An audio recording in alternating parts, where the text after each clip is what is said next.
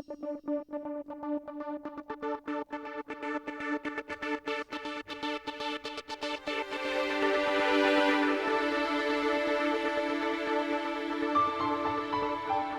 confirmed number of coronavirus cases in Los Angeles County comes to 1,169,550. The confirmed number of deaths reaches 19,215. Here in Torrance, the total number of confirmed cases is 6,477, with total confirmed deaths remaining at 157. We anticipate the numbers to change as the county updates its last 24-hour operating period. Welcome to COVID-19 Today. I'm Christine Lee. It's 4 p.m. on Wednesday, February 17th. As coronavirus cases and hospitalizations continue to see a steady decline in California, Governor Gavin Newsom announced more restrictions could be lifted in the coming weeks. Newsom spoke at one of two new federally supported mass vaccination sites which opened yesterday in California. He traveled to Los Angeles to get a tour of the facility at Cal State LA and share updates from the state in response to the COVID-19 pandemic. Newsom says a number of people in hospitals and intensive care units and case rates are declining, all factors that determine when counties can begin reopening more sectors and loosen more restrictions. LA County Public Health Director Dr. Barbara Ferrer says if positive trends continue, the county could move out of the purple most restrictive tier and into the red tier by mid-March. Vaccine eligibility will soon be expanding here in Los Angeles County. According to county health officials, people working in education, childcare, law enforcement, food and agriculture are among those who will qualify to sign up beginning March 1st. LA County Public Health Director Dr. Barbara Ferrer says they anticipate opening many different sites and setting up special closed sites for these new sectors beginning next month. Expanding the vaccine pool will allow for an additional 1.5 million people to have access to the vaccine. According to officials, so far only about 38% of LA County residents who are 65 and over have received their first dose, leaving nearly 1 million residents yet to begin the process. This is the second week in a row the county is reserving a bulk of their vaccines to use for those needing their second vaccine dose.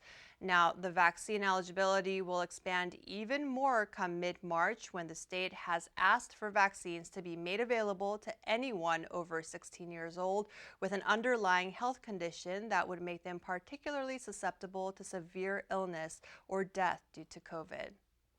The nation's top infectious disease expert, Dr. Anthony Fauci, is pushing back the timeline for when he thinks widespread vaccinations will take place. Fauci says those who are not in a priority group that would make them eligible for the vaccine in the next month may have to wait a few more months, possibly after the summer, before getting their turn. In an interview with CNN, Fauci said while he had initially hoped for widespread availability of the vaccine to the general public by the end of April, his earlier prediction for open season was based on the Johnson & Johnson product to have considerably more doses. But their one-dose vaccine still remains under review for emergency use authorization by the U.S. Food and Drug Administration. President Joe Biden has pledged to have enough doses of the coronavirus vaccine for every American by the end of July. As millions across the country, including millions here in California, receive the COVID-19 vaccinations, many are wondering, when is it okay to visit someone if you've been vaccinated? Across the country, nearly 13 million people have been fully vaccinated, receiving their second doses at least 2 weeks ago. Health experts from the University of California, San Francisco, along with the nation's top infectious disease expert, Dr. Anthony Fauci, agree. Older adults who've had their second dose of the vaccine at least 10 to 14 days prior are likely to be safe when hanging out in smaller groups, even without masks on if they are social distancing. But if a vaccinated person is with an unvaccinated person, say a grandparent and a grandchild, experts say to take precaution and make sure everyone is wearing a mask, maintain social distance, and isolate before seeing one another to avoid a potential unplanned spread of the virus. Officials say until herd immunity takes effect, people should remain cautious. The U.S. Centers for Disease Control and Prevention recommends people who have been vaccinated to continue to wear masks in public and follow social distancing guidelines, along with washing hands often. One supermarket giant is making plans to make COVID-19 home test kits available to all their shoppers soon, a push to increase the availability of testing nationwide. Kroger Health, the healthcare division of the chain, says it expects the kits to be available online and over the counter at its 2,200 pharmacies nationwide once it receives emergency approval from the U.S. Food and Drug Administration.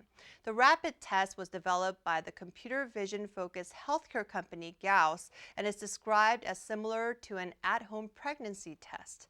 Patients follow video instructions on the app to collect a nasal swab, which is included in the kit. The app then prompts users to scan their test after 15 minutes to see the result. Kroger operates more than 3,000 stores nationwide, including Ralph's. It's among the retail pharmacies selected by the federal government to help distribute coronavirus vaccines as quickly as possible to help curb the pandemic. Kroger has also administered more than 200,000 COVID-19 vaccines as of the first week of February, even offering employees a $100 incentive to get the vaccine. The California legislature passed a bill yesterday that would allow for all registered voters to receive a ballot in the mail ahead of the election, even if they did not request one. Lawmakers are hoping to help slow the spread of the coronavirus by encouraging people to vote by mail rather than arriving in person, much like they did last year during the presidential election.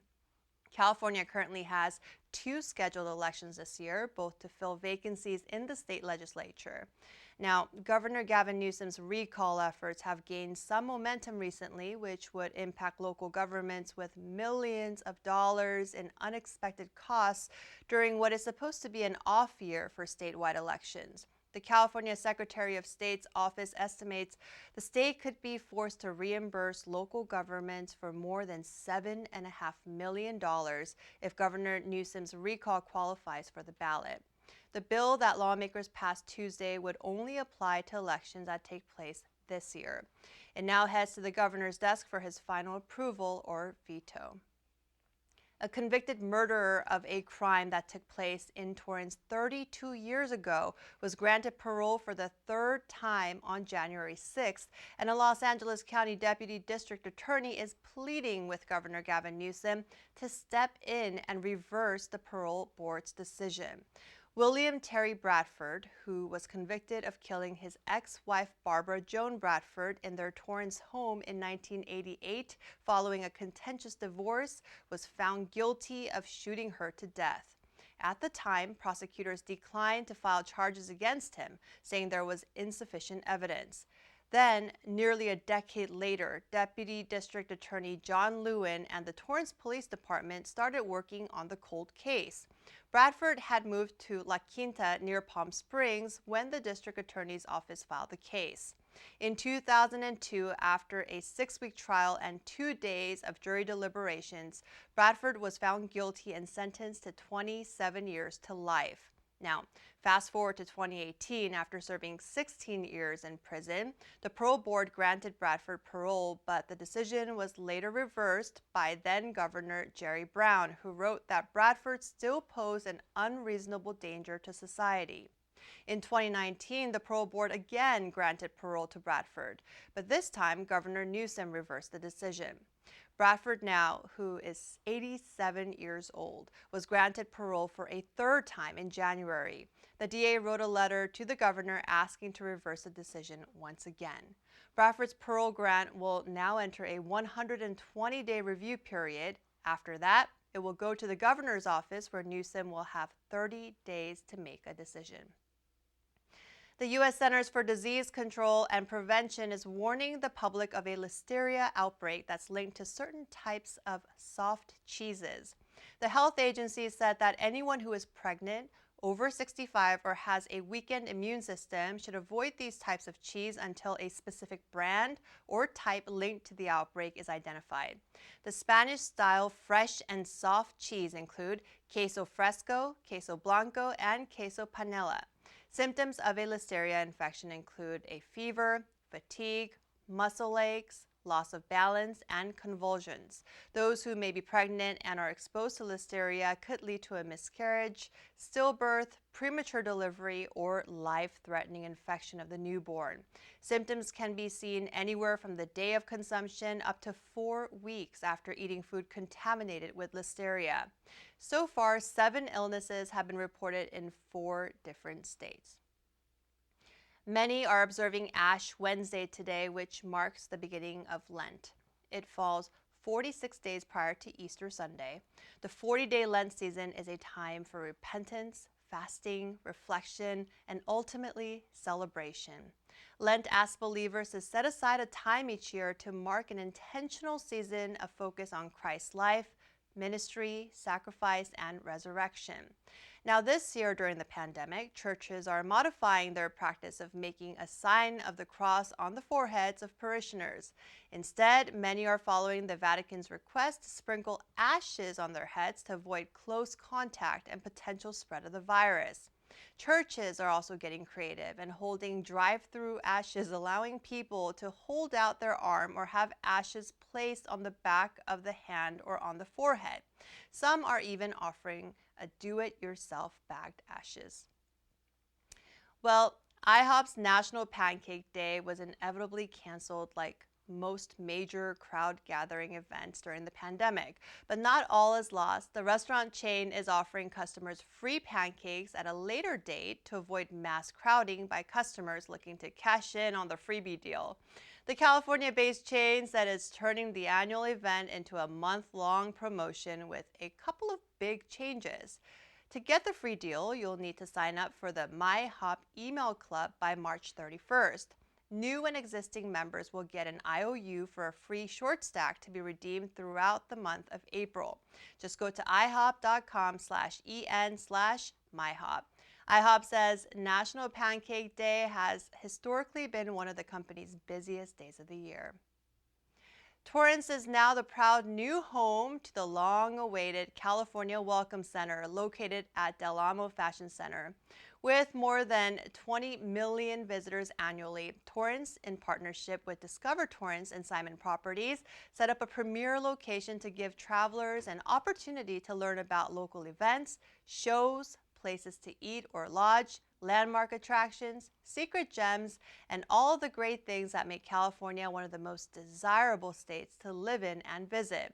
The center is located on the first floor of the mall near the entrance to the outdoor promenade across from Zara, H&M, Uniqlo, and Express. Now, due to the pandemic, their anticipated opening of June 2020 was delayed and now have plans to officially open safely in the coming weeks. Once they are open, it will operate 7 days a week. Currently, there are 18 California Welcome Centers throughout the state. For almost a year now, the majority of students across America have not set foot inside of a traditional classroom. And it's so important for them to socialize and stay connected while learning, of course, during COVID-19. Here to chat with me about what resources TUSD provides students and their families to support their health and well-being is Goli Baluch, who is a school counselor at Jefferson Middle School. Thanks so much for joining us. Thanks for having me. So you work primarily with middle school kids, 6th to 8th graders. What are some of the biggest challenges that they've been facing during this pandemic? The biggest challenge we've seen with a lot of our students with distance learning has been motivation. They're really struggling to get motivated and to stay motivated. So they're not attending class, or if they're in class, they're not participating, whether it's with a chat or with their camera on. They're having a hard time completing work, even if there's classwork or classroom time available, and they're having a hard time doing work once they're done with the school day. So they're not doing their homework. And all that's affecting their grades. And then getting remotivated to start when their grades drop is really hard for them. We're also seeing a lot of isolation for our students because a lot of them are at home alone or just with their family. They're not seeing their peers, their classmates and friends, and that's a big change for them. Their routine, their daily routine for a long time was being around those people, and now for months they haven't seen any of them in person. A lot of the students aren't utilizing, the platforms like Google Meet and Zoom to interact with their peers either, so they're not really sure how to create opportunity for social interaction. So we've been focusing on that a lot to give them some opportunities to socialize. At least at Jefferson, and I believe the other schools in Torrance are focusing on the same thing, is just giving them the opportunity to socialize with their peers. Mm. As a counselor, what are some suggestions that you can share with parents to help them keep their kids engaged during and after school? During school, I would say maybe giving them a change of scenery. So maybe each class could be in a different location. Maybe they can do their first period class sitting at a desk, and their next period class could be outside at a table or even in the kitchen. Just being able to move around and not looking at the same space all day long. Also, maybe having some constructive questioning rather than asking their students, did you finish your homework? Which, sometimes you get the answer yes, and then you check their grades and they didn't do their homework. But asking them, what did you work on today? Why don't you show me something that you worked on? And that way they're spending time together, and also their students can show them something that they produced. And the parent can also become familiar with the different platform the student is using. So maybe it's through Pear Deck or through a Google Doc, and the parents can then see what kind of things are being worked on. Mhm. And I would say some suggestions for outside of the school day to keep their students engaged. I think maybe spending some time doing their normal daily tasks, but in a different way. So if they typically eat dinner sitting at the table, maybe they can go outside and have dinner outside. So it's a little bit of a change of scenery again. Maybe taking some field trips, whether they're virtual or actually exploring the city. We have so many cool things around here that we forget about because we're kind of stuck in our routine. So doing something like that with each other. And then our TUSD Virtual Wellness Center, the website has a lot of different ideas for things to do, different activities, and it's a really good resource. This is great advice even for adults. There's also been studies out that say the pandemic could be worsening childhood obesity. How has our school district been motivating our students to stay active and healthy during this time? TUSD is still providing our balanced meals through the program, the giveaway program. So all of our middle schools and high schools are distribution centers. Families or the kids themselves can go to the campuses and get their bulk meals. So it's the nutrition rich meals that meet the wellness policy requirements. So those are available, and it probably helps some parents who don't have time to make the meals because they're working and also they're playing teacher and having to monitor their kids. So it's kind of a nice option to have. Also, we have the Virtual Wellness Center that has so many resources and activities. There's yoga and dance videos on there. There's apps and links to things that can help you stay both physically and mentally well. And right now, it's hard to find resources on your own, having to search for things and come up with ideas. So having all of those, just at your fingertips is really nice. Mhm. And I encourage, our staff, our families, our students, everybody to be active, and that can help you, be well. And just taking breaks, from your daily routine. Even for me, when I'm sitting at my desk, I need to get up. So in between meetings or whatever it is I'm working on, I'll take a 5-minute break, stretch my legs, walk around, talk to somebody, whether it's on the phone or if they're in the office, from a safe distance with my mask on. But we really are encouraging everybody just to get around and move. And with the few students that we have on campus as part of a cohort, we have them at lunchtime walking around for about 15 minutes, just so that they're not sitting in front of that screen for the whole day. And just being outside in the sunshine and looking at the sky. And at home, the same thing. Just move around, change your routine, uh, be active. That's great advice. I've been moving around a lot as well, doing my neighborhood walks and things like that. One of the most difficult parts about this pandemic for me was not being able to socially interact with my friends like I used to. What is Jefferson Middle School doing to create opportunities for student social interaction? So we have two different things. Our teachers are utilizing the resources on the Wellness Center to create social time when they can, even if it's 5 minutes. They're doing some sort of group activity to get the students to interact with each other outside of the lesson discussions. And then also, we are really lucky. We're the only middle school in Torrance that has the web program, which is where everybody belongs. And it's an orientation and transition program for middle schools. So we selected 30 eighth grade students who become mentors and leaders for our sixth graders, but also for any new students that we get. And they get trained and they become these role models for our students throughout the year. And they've created lots of opportunities virtually for our students to interact with each other outside of a classroom lesson. Well, that sounds like an amazing program. Thank you so much for everything that you've shared, Goalie. And now let's switch over and introduce you to a couple of eighth graders to learn more about this program. Hi, Sammy and Christian. So Sammy, tell me more about the web program and how you have been able to adapt while learning from home. Well, right now with the web program, it's another way to get sixth graders more engaged and getting them in the transition from elementary to middle school. So I think it's a great program because it's like students on students and you're not listening to an older teacher speaking to you all day long like you already are. So you kind of get that more engagement and we play like fun games with them. So we've done a hangout so far with the sixth graders and I think that was really interactive and it was fun socially too because it's not well, for the sixth graders, it's socially fun because we get social interactions, but it's also for the eighth graders too, because since we're all in quarantine, we're all kind of stuck in this. And then with virtual learning, I think it's like you kind of just have to get used to it as you go along. I think we've been doing it for so many months now, it's kind of become normal or like, of course, I'd like to go back to school, but yeah, I've gotten used to it. And Christian, what about you? How has this program helped you during the pandemic? Well, this pandemic is a big thing for everyone, and that comes with its own challenges, both at home and at school.